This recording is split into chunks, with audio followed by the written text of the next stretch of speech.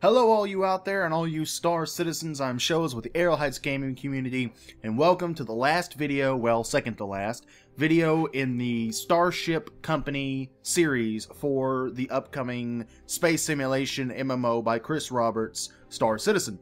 Now, we're going to introduce myself and update a little bit, and then we're going to move on to the main meat of this, the vessels and the companies. We are at $37 million. Congratulations everyone, this is a huge achievement. We keep paving the way for this thing, and it just, again, I wanted to remind all you that like, we've raised $37 million. That's awesome. I mean, great. I can't wait to play this when it comes out. I can't wait to be a part of the beta and alpha at every step of the way.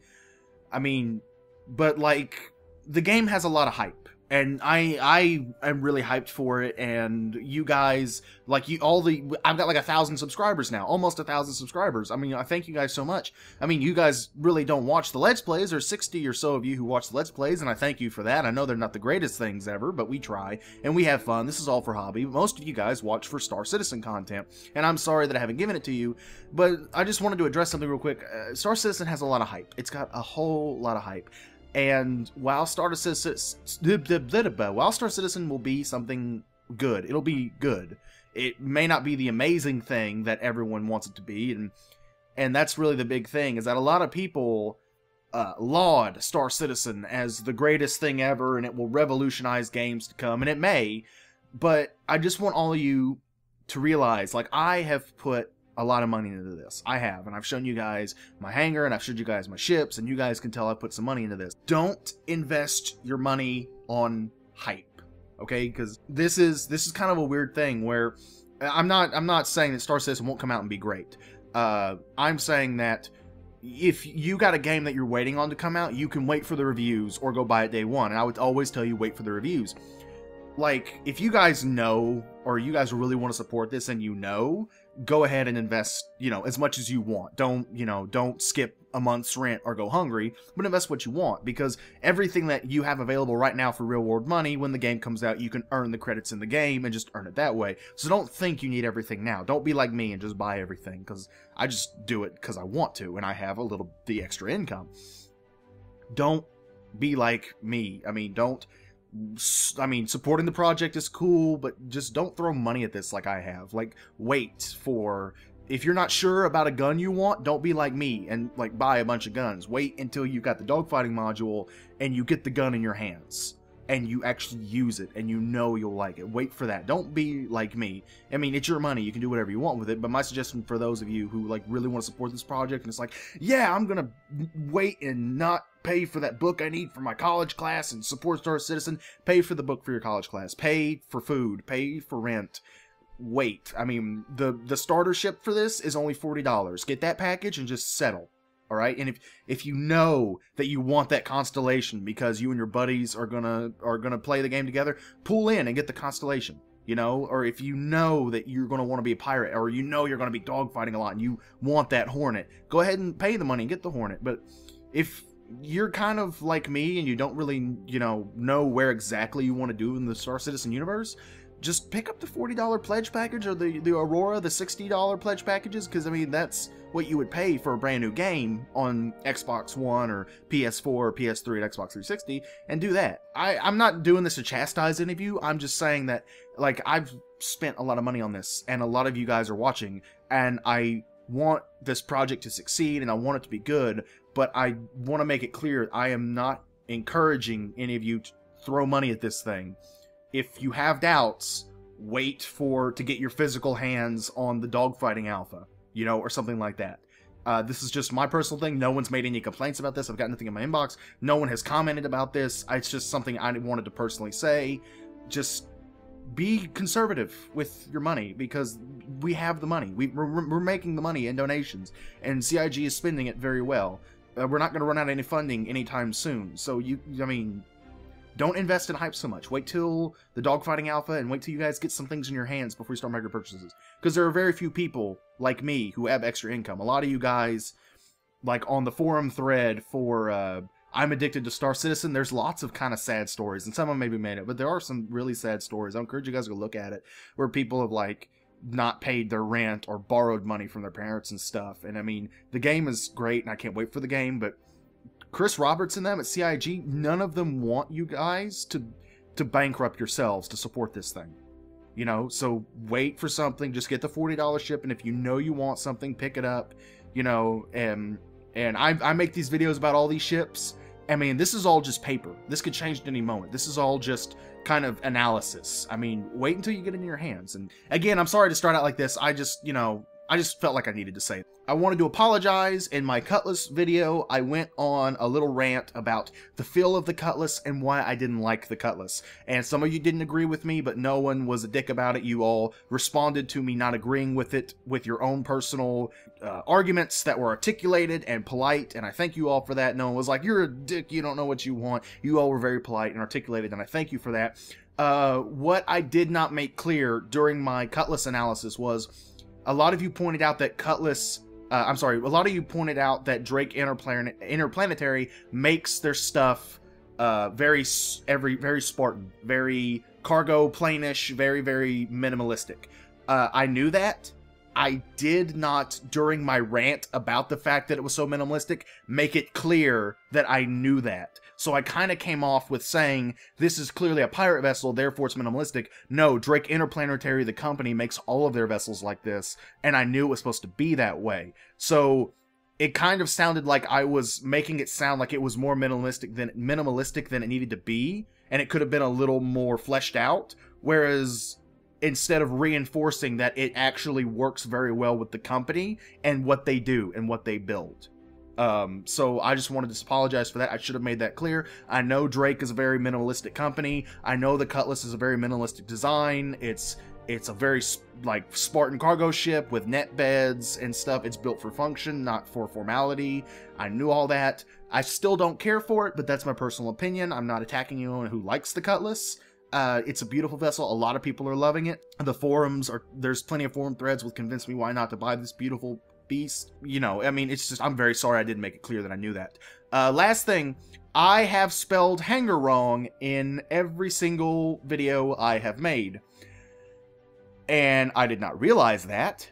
And it will continue because I just like pissing off grammar Nazis. I don't know why. I just think I just thought it was funny, and I laughed when I saw it. And I'm sorry for those of you who are English teachers, but it's going to continue because I think that shit is hilarious. And there were some other things like which 300i I preferred. Some guy asked me that. I apologize I don't have any of your names. I didn't write them down because I'm an idiot. Really, it's all about what you want. I mean, get a 300i based on, if you want to be an explorer and you want a little one-man fighter, get a 315p. It's built out of the box for exploring. If you definitely want to be a dogfighter or someone who's in a lot of fights, get the 325a. If you don't know what you want to do in the Star Citizen universe, just get the base model and then upgrade it as you need it. Again, it's a skill-based game, so a fully loaded Hornet will not always beat a sparsely loaded 300i. It all depends on player skills, so never think that the bigger ship will always win, because that's just not true. One other commenter asked for which cargo vessel I believe was the best.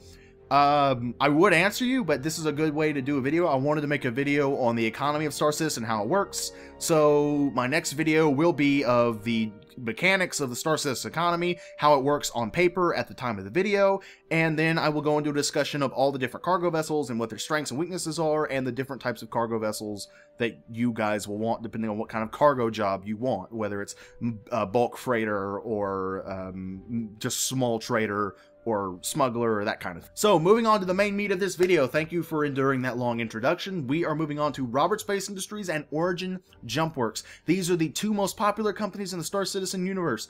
When players join the game, that may change, but the lore right now is that they're number 1 and number 2. I can't tell you which one is number 1 and which one is number 2. I don't know. I'm sorry for that. First up is Robert Space Industries, named after the man himself.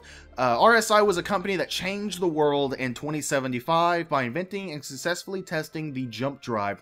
This is the faster-than-light drive. They've been in business ever since, which means at the moment when we join Star Citizen and start playing, the RSI company will be over 900 years old. They have 3 vessels at the moment: the Aurora, which is the lowest costing vessel to get into Star Citizen on the pledge package. It's only $40 to get in the alpha and beta. Plus, it is the default starter ship. The Constellation everyone's favorite Millennium Falcon vessel, kind of those big vessels that you and your friends can group up with. Not as big as the Idris Corvettes that you need like 10 or 15, but you get like 4 or 5 and you can fit them in the Constellation, and that's your kind of Millennium Falcon type adventure vessel. It's the most popular because of its versatility and because it's the only vessel of its size that is available all the time and not just on special sales. I will go into that in a little bit. And the Orion, which is the only, at the moment, dedicated mining vessel in the game. At the time, there's no official data or specs on it, not even concept art. I will go into what I know from the description they gave. First up is the most popular in RSI's lineup, the Aurora. The Aurora is that old Ford pickup truck you see in all the movies. You know, it's tough, it's reliable, it's never quits, it's used for everything, and even though it has all that, as soon as possible do you ditch it for some cheap crap from China to look good for girls. The Aurora is the starter vessel. It's the most common vessel you'll probably see in the early days of the game. It is extremely versatile. Like every RSI vessel, it's customizable. The Aurora has a massive number of variants. At the moment, 2 are available. The MR, which is an interceptor, and the LN, which is a patrol vessel. There are other models available, such as the ES, which is exploration-based, and it looks like it'll be the cheapest of the variants. The CL, which has double the size of the cargo mini, because the cargo on the vessel is held in this little pillbox thing that goes under the Aurora. It holds 10 tons instead of the usual 5, and it has an engine built for medium to long range travel. And then there's the LX, which is the luxury version of the Aurora. This thing is basically the touring version. It has the leather seats and the darker maroon color scheme. This is the Aurora for those who are diehard fans of the brand and want to show your love of you wanting to run around in this cheap starter vessel. And it's just something nicer with leather seats, and it just shows off. I love the Aurora. I love RSI. Watch me as I cruise around in the Mercedes-Benz of their lineup. All the Auroras have a 5-ton cargo capacity, except the CL, which has a 10-ton. The Aurora itself doesn't have a cargo bay. The cargo bay slips under again in a pillbox. All Auroras have 4 upgrade slots, except the LN, which has 5. All Auroras have 2 Class 1 guns that only face forward. Except for the LN, which has 4. All Auroras have 1 Class 3 missile mount. It goes at the top of the vessel. The only vessel to come pre-equipped with the missiles is the LN. The other ones you have to buy the missile rack and the missiles. The Aurora isn't the coolest looking vessel or the fastest, but if you got something you want to do on a small scale, there's really nothing the Aurora can't do for you.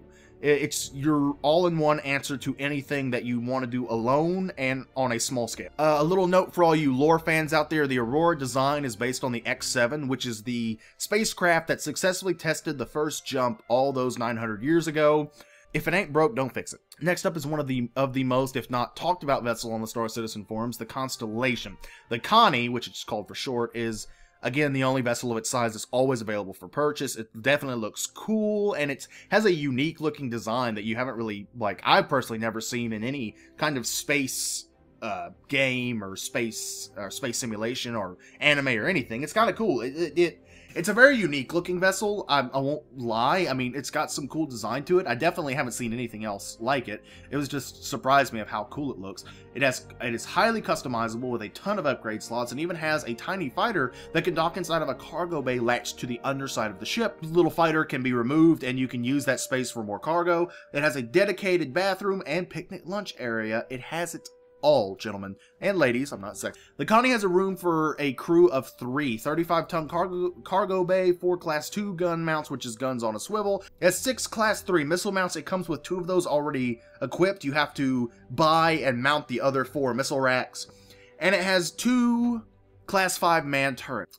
The defining feature of the Constellation is 20 upgrade slots, the same amount of upgrade slots as the Idris Corvette. This means that the Constellation can be tailored to almost any task you ever want. Merchant, pirate, bounty hunter, explorer, doesn't matter, if you can do it all for a price. This is where the main argument over the Connie comes from. The Connie can do anything you need, but you need the money to buy the upgrades to put it on the vessel. And it may never do specific tasks as well as its sister vessels. For example, you can put tanks on the Connie for long range, but the Retaliator was built as a long-range bomber vessel from the ground up. It was designed to stay out for very long times. It was also built to take a lot of punishment. It was a military bomber. It would run at capital ships that would fire back at it and bomb them with torpedoes. So it's built to take a lot of punishment. It was a military vessel. You can customize the Connie for long range, but you have to invest in the tanks. even the defense capabilities, the sheer number of man turrets on the Retaliator, that can't be put. You can't install that on the Connie. The Connie can be a pirate vessel, but the Caterpillar will come out of the showroom as an armored transport that is built for the rough and tumble world of lawless space on the frontier. You can customize the Connie for salvage and pirating, but you can't buy the convenient placement and design of that cargo bay of the Caterpillar. I mean, look, it's straight in the front, open the door, put your crap in, close the door. It's just so convenient for zero-G cargo maneuvering. Like, the Connie and the Retaliator both have little elevators that come down, but if you're in space and you put, like, a crate on the elevator and you hit it too hard, the physics will take over and knock the crap off the other side. Maybe they'll have some device in there that will prevent that, but, I mean, it's a garage door. You open it, you throw the shit in, you close it. It's for zero-G. It's amazing. I mean, it's just too good. Or you put a bunch of guys in there to board a vessel, you open up, they all fly out, you close it. It's done. It's convenient. It's smooth. It's awesome. The Connie can do it all, but for a price. And even then it may not do as well as vessels tailored, made for specific tasks. But the Connie can do it all. And that is the flip side of the coin. The Connie can do it all. If you invest in the parts and have the stockpile, then you have the vessel that suits any task. You don't have to buy a Retaliator for long-range cargo missions. You don't have to buy a Caterpillar for pirating and for salvaging. You don't have to buy a Freelancer for a long-range exploration vessel. The Connie can do anything you want. No hassle, no running around. There's no, I docked my Retaliator 3-4 jumps away and I have to go get it, and because all I've got is my Cutlass here. You've got your Connie in one place. Your Connie will go with you everywhere. It can do it all. It just can't do it all as well as maybe the vessels that were built for that type of work. But then again, it's a skill-based game, so if you got the right crew and the right pilot, the Connie may outperform, or you could get your asses kicked. You know, there's really nothing about it. But if you want simple, easy, I've got one ship that does it all, I don't have to run around and go grab things, I don't have to run around and switch between fighters and stuff, you mean the Connie's it, that's what you got. You trade the fact that it's flexible for it being built for a specific purpose and doing that purpose really well.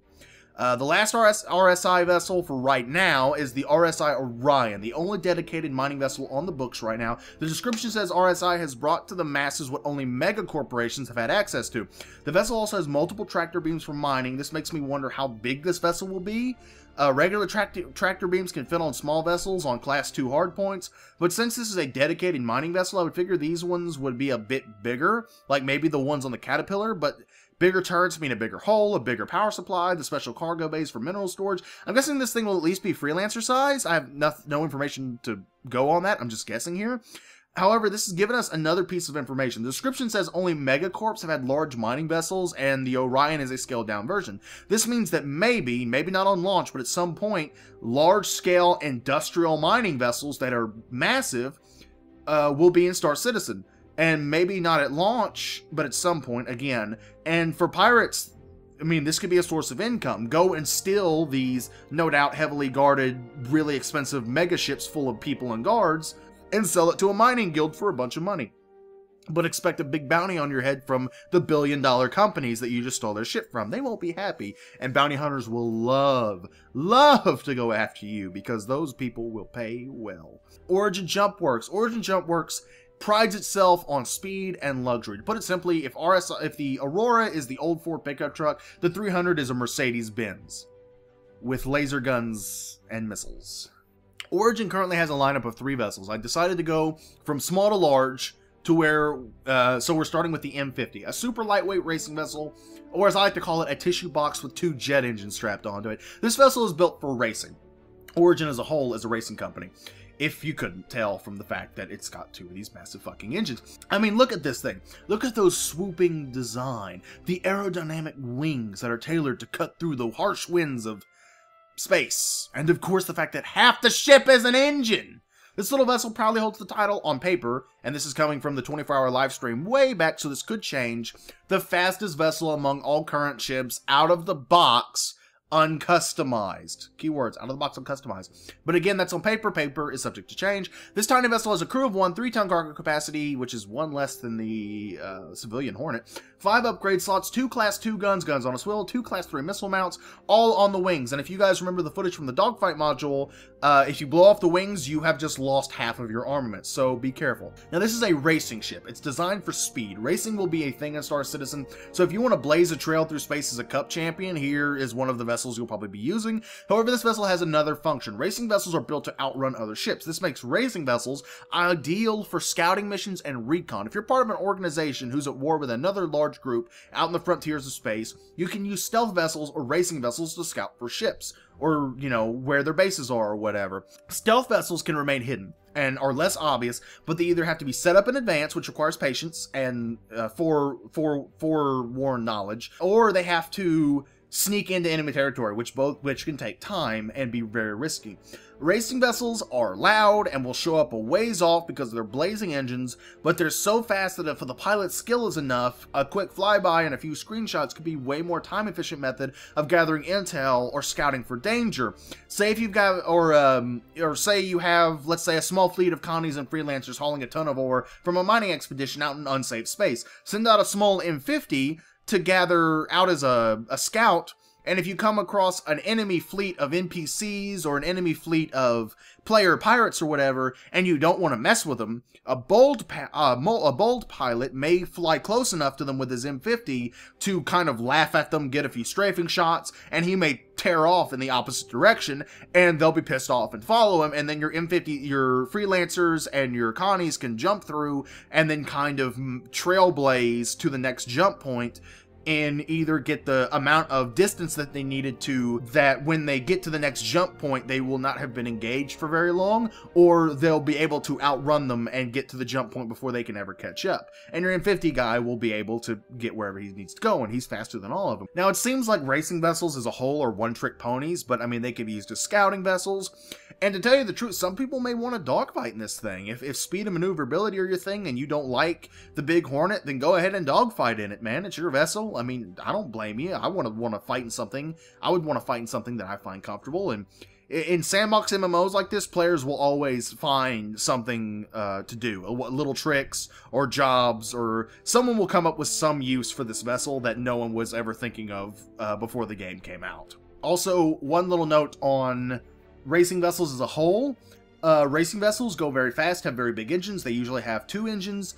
Racing vessels will probably eat up a crap load of fuel, so therefore be careful with your distance. Any good pilot who wants to fly a racing ship long distances or in a battle, you're going to have to watch your fuel gauge as much as you're watching your radar or your ammo count, because you will burn tons of fuel. So be careful. Next up is the 300 series. Everyone who is even remotely into Star Citizen knows about these bad boys. They are the flagship vessel of Origin Jumpworks. Powerful, fast, and dead fucking sexy. Much like the Aurora of RSI, the Origin Company has many variants for its 300 series, catering to many diverse playstyles. There's a 300i base model, the 315P Explorer model, the 325A Fighter model, and the 350R Racing model. Now, I did some research. I can't confirm this.